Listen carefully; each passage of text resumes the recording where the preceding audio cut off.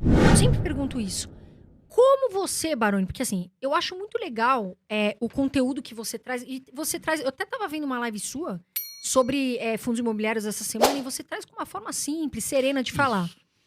Mas o que eu queria saber, você é professor, você fez economia, eu queria que você falasse um pouquinho sobre você e como você começou nesse mercado. E você fala muito sobre fundos imobiliários.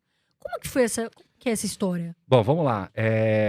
Sim, eu sou professor, então eu comecei a dar aula muito cedo, então já tenho aí 23 anos de sala de aula, tá? Então eu comecei a dar aula praticamente 19, 20 anos, eu já comecei a dar aula. Então, o que que aconteceu aí nesse percurso, né? Eu comecei a trabalhar como todo mundo, começando com poupança, começando com fundos de investimento, sofisticando para outros tipos de fundos, sofisticando para mercado de ações, e tudo isso dando aula.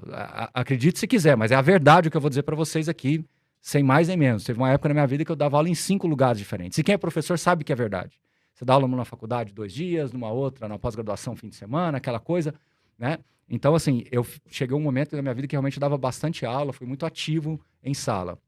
Obviamente, quando chegou ali 2017, quando veio a Suno, isso foi perdendo um pouco mais de espaço. Hoje eu ainda continuo em pós-graduação, claro, uma intensidade bem menor, mas eu ainda continuo dando aula. Então, sim, sou professor ainda, não estou, sou. E às vezes o pessoal acha que o professor é uma forma, né, de marketing, de chamar, mas não, é professor mesmo.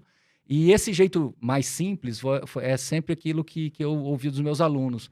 Baroni, às vezes você traz com essa simplicidade, você traz de uma maneira mais objetiva, e isso nos ajuda muito a entender algo que aparentemente seja muito complexo. Então, sempre foi a natureza, a forma que eu encontrei de ensinar as pessoas. Isso veio justamente quando eu fiz ali perto de 30 anos, 29, 30 anos de idade, que eu me interessei por fundos imobiliários e já começando a dar aula em pós-graduação, eu começava a viajar o Brasil todo. E ao viajar o Brasil todo, eu tinha a oportunidade de conhecer os imóveis.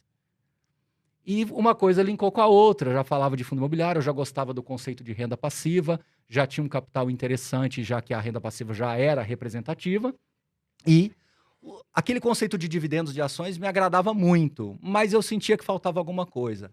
E aí, quando eu encontrei os fundos imobiliários, coincidentemente começando a viajar o Brasil todo, uma coisa ligou com a outra, e aí foi ganhando tração e a carteira foi só aumentando justamente porque eu me identifiquei com o fundo imobiliário. E até respondendo uma subpergunta sua, eu quero deixar aqui um recado para todo mundo, de que não acho que não existe carteira certa, carteira errada, não existe produto Perfeito. certo e produto errado.